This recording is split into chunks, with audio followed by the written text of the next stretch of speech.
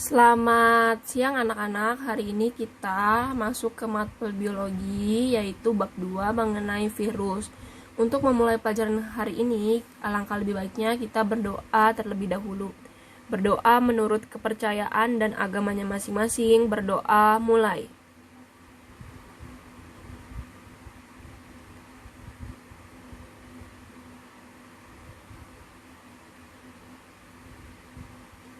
Berdoa selesai. Oke anak-anak, hari ini ibu akan menjelaskan berbeda ya caranya. Kalau kemarin kita pakai PPT, kali ini ibu akan menjelaskan langsung ibu tulis. Kenapa? Karena sudah memasuki bab yang ada gambarnya.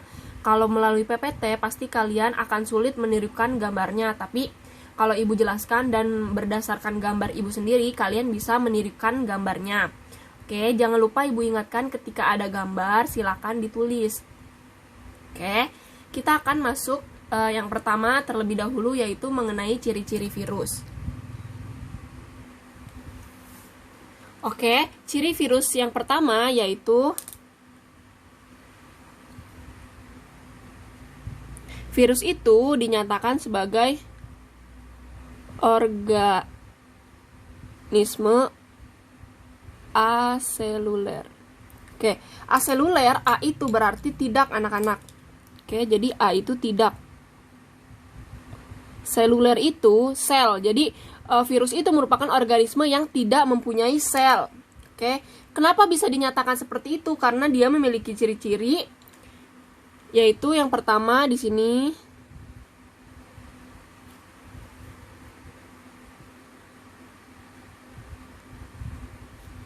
Dia tidak punya yang namanya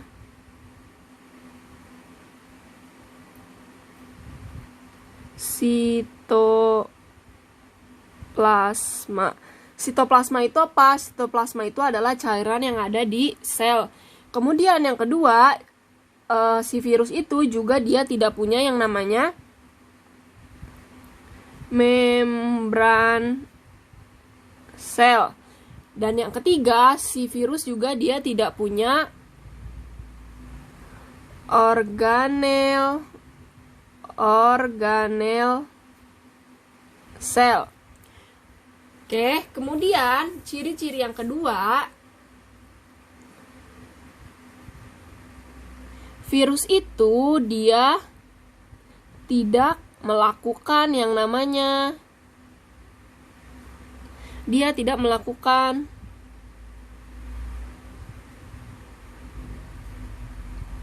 metabolisme.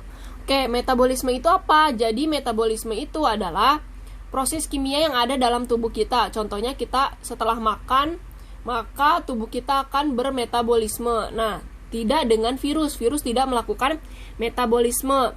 Kemudian yang kedua, virus juga dia tidak menghasilkan produk sekresi. Oke, produk sekresi itu apa? Produk sekresi itu adalah ibu bahas dulu sekresinya. Sekresi itu apa? Jadi sekresi itu adalah proses untuk mengeluarkan zat. Contohnya misalkan kalian mengeluarkan keringat. Nah, itu tidak terjadi pada si virus ya.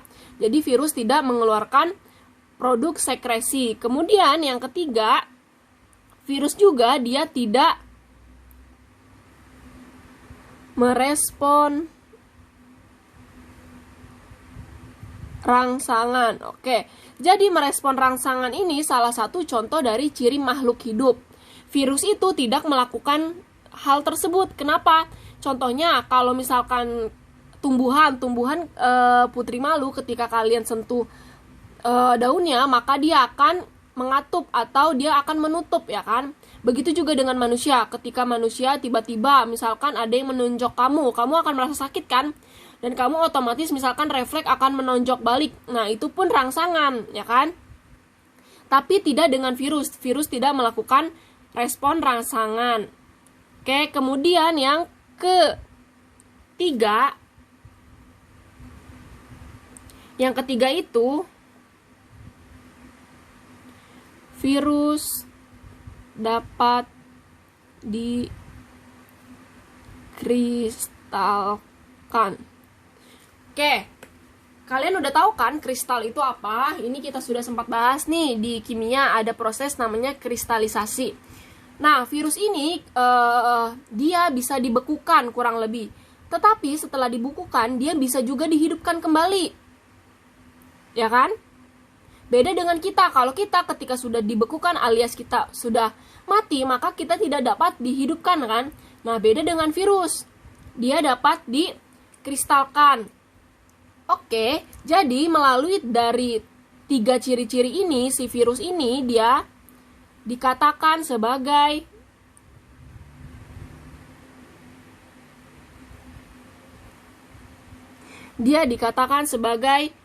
dari ciri benda mati. Oke. Sama kayak tadi kan contohnya garam. Garam juga kan dia benda mati ya, bukan benda hidup. Nah, jadi dia tuh dapat dikristalkan seperti si virus.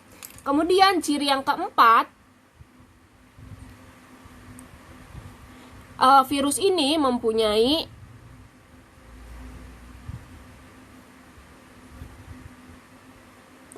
asam nukleat.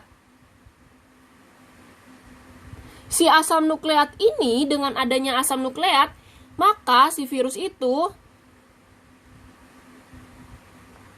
mampu bereplika. Oke, bereplika itu apa? Jadi kalau bahasa kita atau bahasa makhluk hidup, bereplika itu adalah bereproduksi. Nah, jadi si virus ini dia mampu bereplika atau ibu tulis di sini memperbanyak diri. Oke. Kalau kita bereproduksi untuk menghasilkan keturunan, tapi si virus ini dia bereplika untuk memperbanyak diri. Oke. Nah, ciri-ciri oke. Nah, perlu kalian ketahui juga nih, Ibu tambahkan. Jadi asam nukleat pada virus itu dia ada 2. Ada DNA dan juga ada RNA. Tetapi virus hanya mempunyai 1 saja, anak-anak. Oke, jadi virus yang mempunyai DNA maka dia tidak punya RNA. Virus yang mempunyai RNA maka dia tidak punya DNA. Oke, jadi perlu kalian garis bawahi ya bahwa virus hanya mempunyai 1 DNA atau RNA saja. Nah, ciri-ciri yang keempat ini dia termaksud ke ciri makhluk hidup. Oke, kalau kalian perhatikan ya kan, jadi si virus ini punya 2 ciri nih. Ada ciri benda mati dan juga ada ciri benda hidup. Oleh karena itu, maka si virus itu dia sering dikatakan sebagai peralihan. Oke, di sini Ibu tulis bahwa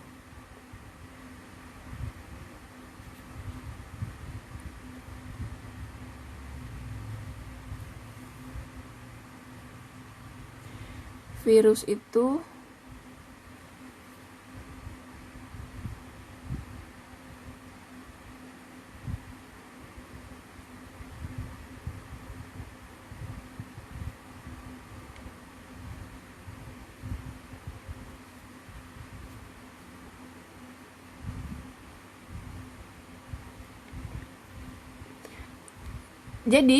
sering disebut sebagai peralihan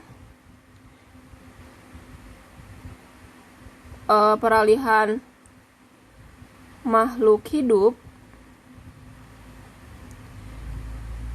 dan benda mati.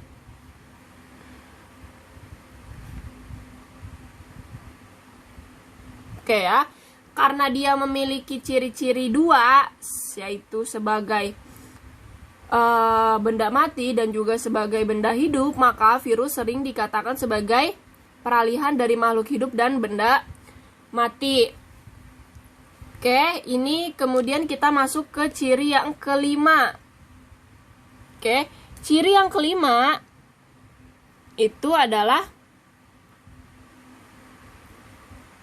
virus itu berukuran sangat kecil anak-anak. Berukuran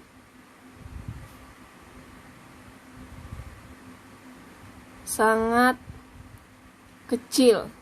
Oke, berukuran sangat kecil, ukurannya itu berapa? Nah, jadi virus itu dia berukuran sangat kecil sekitar 10 sampai 300 nanometer. Oke, N itu nano ya.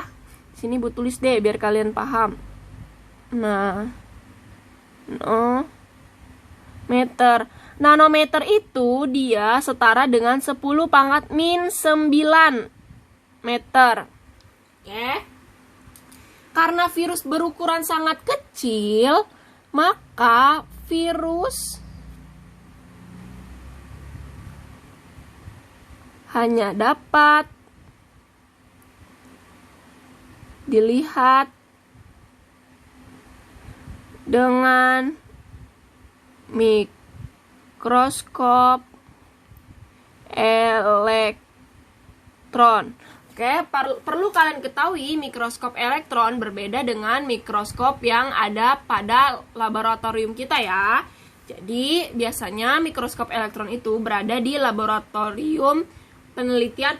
Jadi, para peneliti misalkan kayak di LIPI ya kan, lembaga untuk pusat penelitian itu biasanya ada mikroskop elektron. Tapi kalau untuk di sekolahan jarang ada mikroskop elektron. Oke, ini sudah kita bahas semua mengenai ciri-ciri virus. Sekarang kita memasuki struktur virus. Oke, struktur virus yang pertama itu ada yang namanya virus telanjang ya.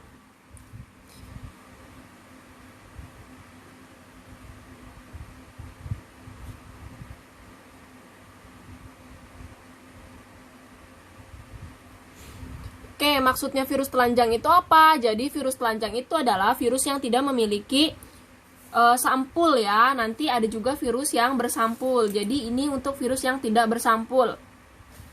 Oke, Ibu akan jelaskan satu-satu. Yang pertama, di sini ada yang meringkel-ringkel atau spiral ya. Oke. Itu yang disebut sebagai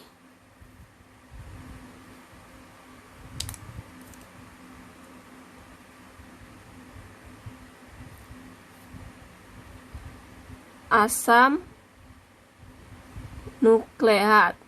Oke, tadi kan kita sudah bahas tuh ya, bahwa si virus itu mempunyai asam nukleat. Asam nukleat di sini dia berfungsi sebagai apa? Dia berfungsi sebagai menyimpan informasi genetik ya, dia. Di sini fungsinya Ibu tulis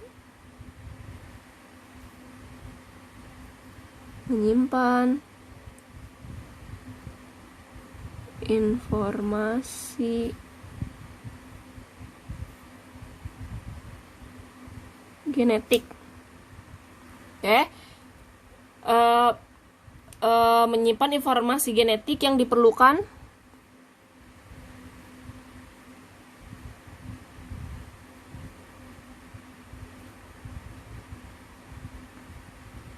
untuk sintesis protein. Oke, sekarang kita bahas nih yang jendol-jendol ini.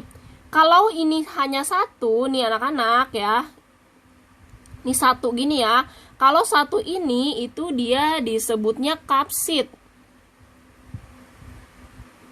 Tapi kalau keseluruhan dari sini sampai sini semuanya itu disebutnya kapsomer ya. Ini seluruhannya nih. Keseluruhannya. Ini Ibu gambar gini ya. Nah, kalau keseluruhannya ini disebutnya itu adalah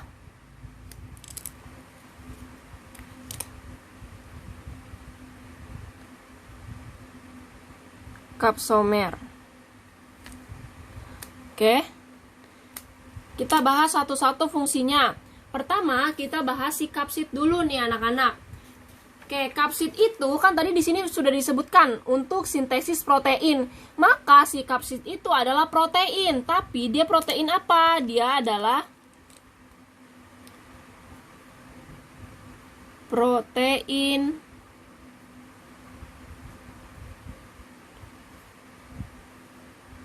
pembungkus ya, dia protein pembungkus si asam nukleat.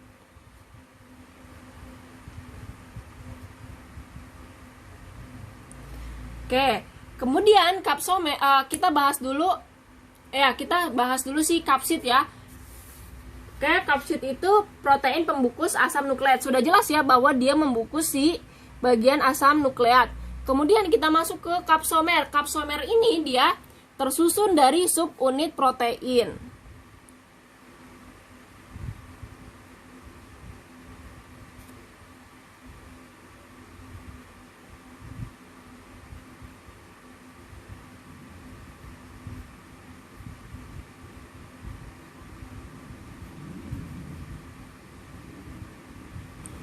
Oke.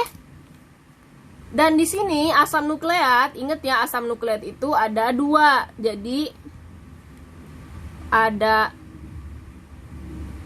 DNA atau RNA.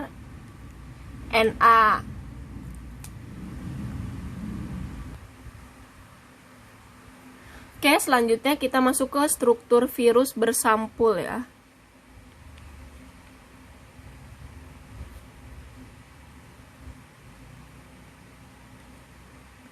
Oke, di sini sengaja gambarnya ibu samping-sampingin supaya kalian dapat membandingkan ya bahwa kalau ini dia tidak berselimut. Jadi selimutnya itu adalah ini. Oke. Nih ibu tandakan nih. Jadi yang kotak-kotak ini dia adalah selimutnya. Atau sampul ya. Oke, jadi ini virus bersampul. Jadi ini adalah sampulnya. Sampulnya ini atau juga biasanya disebut dengan namanya envelope. Oke, jadi kalian harus tahu nama lainnya dari si sampul ini. Oke. Jadi fungsinya dari si sampul itu dia adalah selubung yang mengelilingi kapsid. Ini kan kapsid, jadi dia adalah selubung yang mengelilingi kapsid.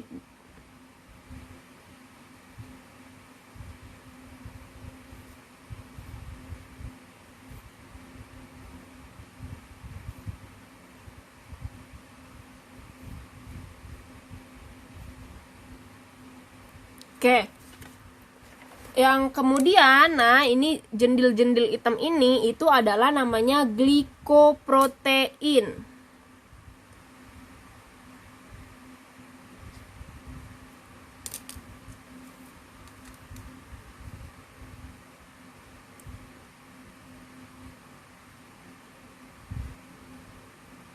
Nah, glikoprotein ini dia fungsinya untuk menempel pada sel inang.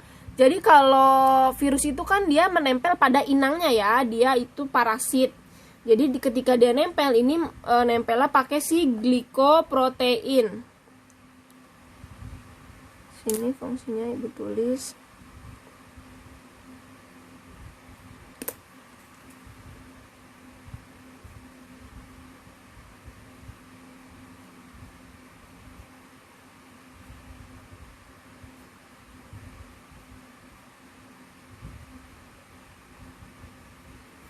Oke, jadi kalian dapat perbedaannya ya. Kalau si bersampul itu ada 2 tambahannya ya. Oke, selanjutnya kita akan membahas mengenai morfologi virus.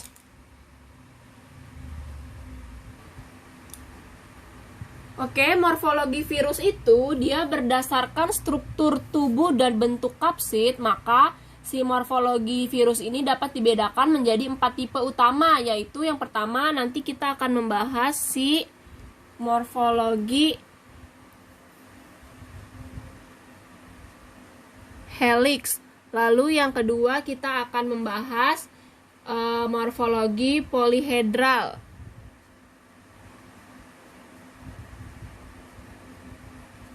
Kemudian yang ketiga kita akan membahas virus bersampul. Dan yang keempat itu adalah virus kompleks atau biasanya disebut dengan virus T. Oke.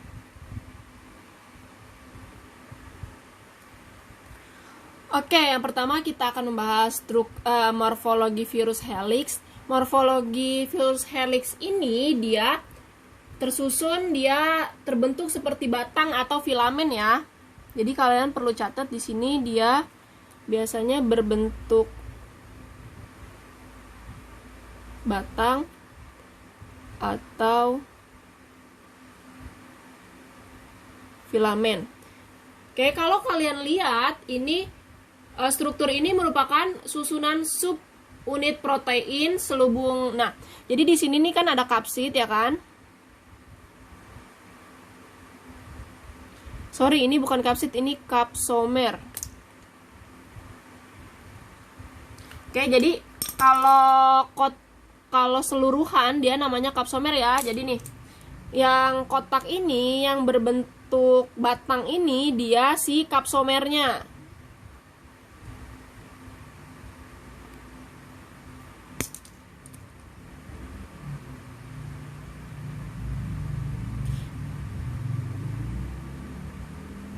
Bener ya kapsomer.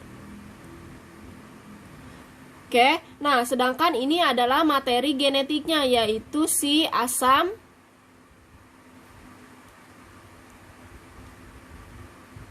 nukleat. Kemudian, nah ini adalah gambar secara jauhnya ya. Tapi kalau ini misalkan kita zoom melalui mikroskop elektron, maka nanti akan seperti ini gambarnya. Oke, kalau keseluruhan tadi namanya si kapsomer, tapi kalau satu nih si jendil ini satu, si bulatan ini satu, dia namanya si kapsid. Oke, di sini karena di tengah-tengah ini ada DNA asam nukleat. Nah, ini juga di dalamnya juga ada asam nukleat. Cuma karena di tengah dia tidak kelihatan ya. Oke. Kemudian kalau pada si struktur helix ini asam nukleat dan kapsid ini dia berikatan ya, dia nempel nih. Oke, kita kasih clue di sini. Asam nukleat dan kapsid dia berikatan. Oke, contohnya apa? Contoh virus yang berbentuk helix itu apa? Di sini Ibu kasih contoh. Contohnya adalah virus TMV atau kepanjangannya itu adalah tobacco mosaic. Ini ya. Mosaic virus. Nah, ini tobacco berarti di sini adalah pada pohon tembakau ya, virus pada pohon tembakau. Oke, biasanya itu misalkan ditemui di batangnya tembakau atau di daunnya tembakau yang berbentuk titik-titik putih. Nah, itu adalah virus yang akan mematikan si pohon tembakau. Oke, kemudian kita masuk yang kedua. Oke, yang kedua itu morfologi virus polihedral. Yang pertama gambar ini merupakan gambar yang sama seperti yang pertama ya. Kalau yang pertama ini, kalau yang ini dapat dilihat dengan mata, tapi untuk yang gambar yang kedua ini, bila kita lihat di mikroskop maka akan terlihatnya kapsidnya. Oke, akan Ibu bahas yang pertama bagian-bagiannya ya. Yang pertama di sini pasti ada si asam nukleatnya.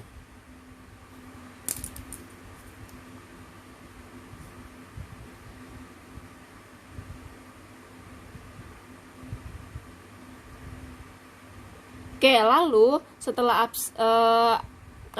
asam nukleat, ini lapisan yang pertama itu dia adalah si kapsomer. Ingat ya anak-anak, kalau kapsomer itu keseluruhannya berarti bukan hanya bagian sini, tapi 1, 2, 3, 4, 5, 6. Nah, ini adalah kapsomer. Nah, untuk yang bagian luarnya ini adalah si sampulnya ya.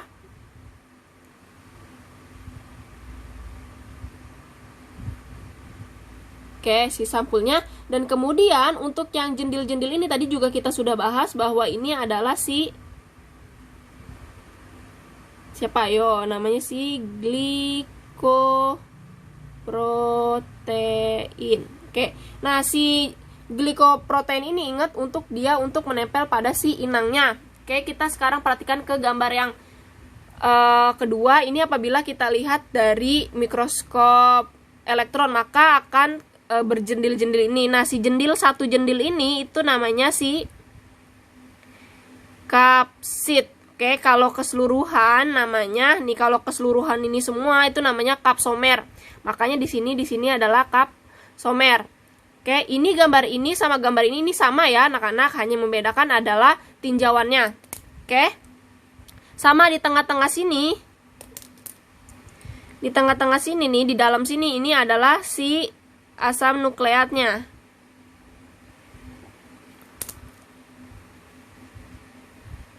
Oke, kita namakan di sini si asam nukleat. Oke, nah pada si polihedral ini kalau kita lihat ke atas di sini bahwa pada si helix, asam nukleat dan kapsid dia berikatan tapi berbeda dengan si polihedral ini. Kalau polihedral di sini tulis ya. Kalau polihedral dia asam nukleat itu tidak berikatan. Atau kalaupun dia berikatan, dia berikatan lemah. Oke, dengan siapa? Dengan si kapsidnya. Oke, sekarang kita masuk yang ketiga. Oke, ada yang ketinggalan ya. Ibu belum mencontohkan contoh dari virus polihedral. Oke, contohnya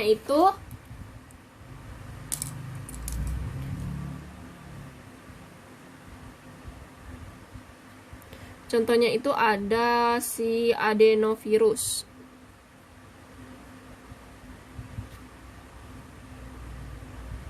Biasanya adenovirus itu adalah yang menyebabkan virus demam ya.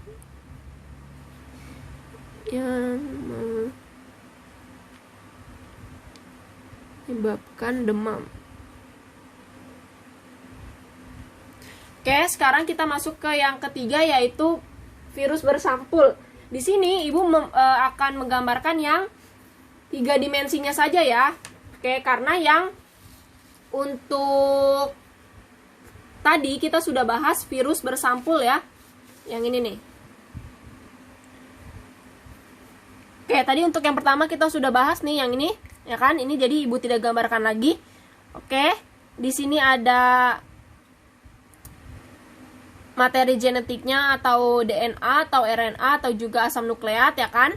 Di sini yang kecil-kecil kapsid. Oke, kita bahas yang di sini ya. Oke, kalau di sini pasti di sini juga ada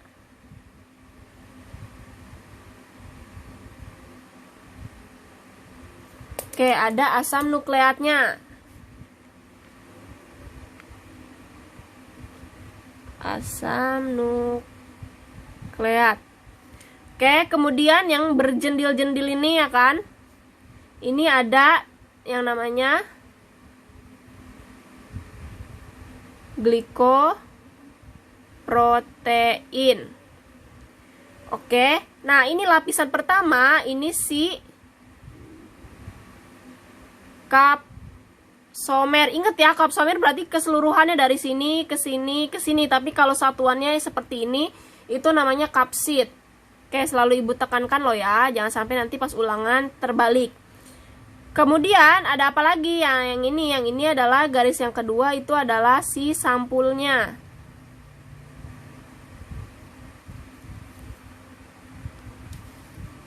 Sampul atau envelope. Oke. Ciri-cirinya bagaimana? Di sini ibu akan tulis ya di samping sini. Oke, kalau yang si polihedral, asam nukleat tidak berikatan atau berikatan lemah dengan kapsid. Lalu bagaimana dengan ini? Kalau virus bersampul ini, virus ini memiliki sampul yang menyelubungi kapsid. Nah, bentuk sampulnya ini nih anak-anak, bentuk sampul dia itu dapat berubah beda-beda ya. Kalau di sini ibu gambarkan yang lingkaran atau bola, di sini ibu kasih tahu juga. Jadi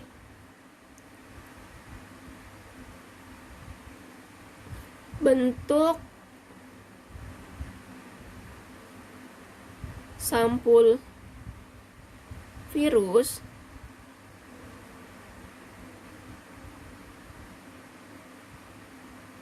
dapat berupa, ada apa aja? Dia bisa berupa polihedral. Polihedral itu segi 6, berarti dia segi 6. Kalau ini kan nggak ada nih, nggak ada siapa tuh? Nggak ada glikoprotein ya kalau kita lihat di sini nih, sorry. Nah, bagian sini kan glikoproteinnya nggak ada ya. Oke, jadi bentuknya itu bisa polihedral, kemudian bisa bentuknya si helix, atau dia bisa mengikuti bentuk kapsid.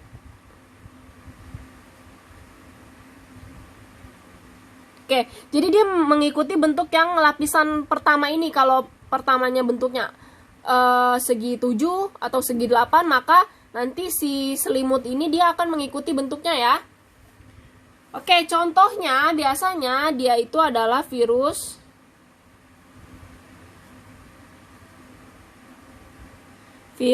influenza. Pasti kalian gak asing ya. Virus influenza ini adalah yang menyebabkan kalau kalian flu, itu adalah gara-gara virus influenza. Oke, sekarang kita yang keempat nih, atau yang terakhir itu mengenai virus kompleks atau virus T.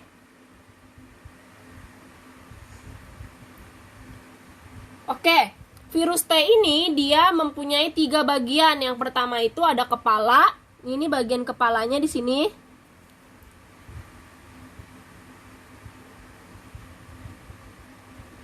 Dari sini sampai sini ini merupakan bagian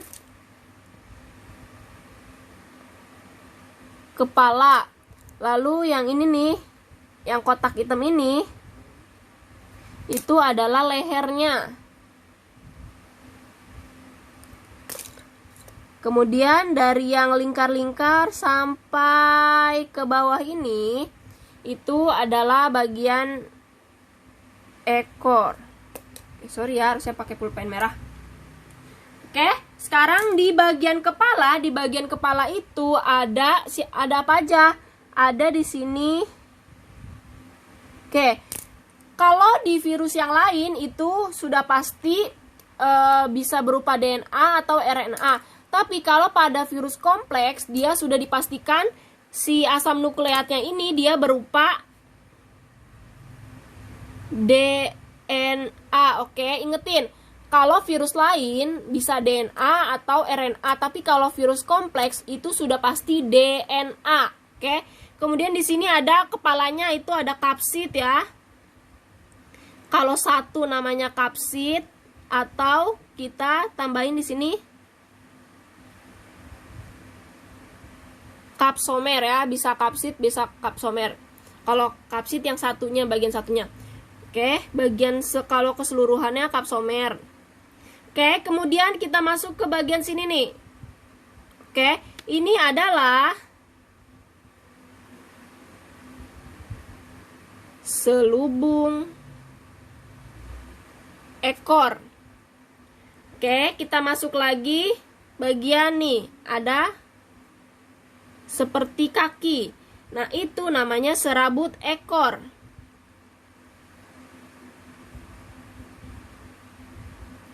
Oke, kemudian di sini ada lempeng hitam nih di bawah sini ya kan? Nah, lempeng hitam itu namanya lempeng dasar.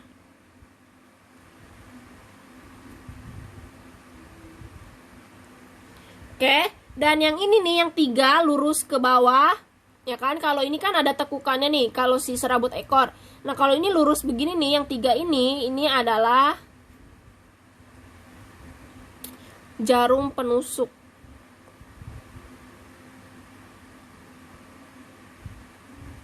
Oke, fungsinya jarum penusuk ini adalah ketika virus sudah masuk ke inang, nah yang akan bersentuhan dengan inang itu adalah si jarum penusuk.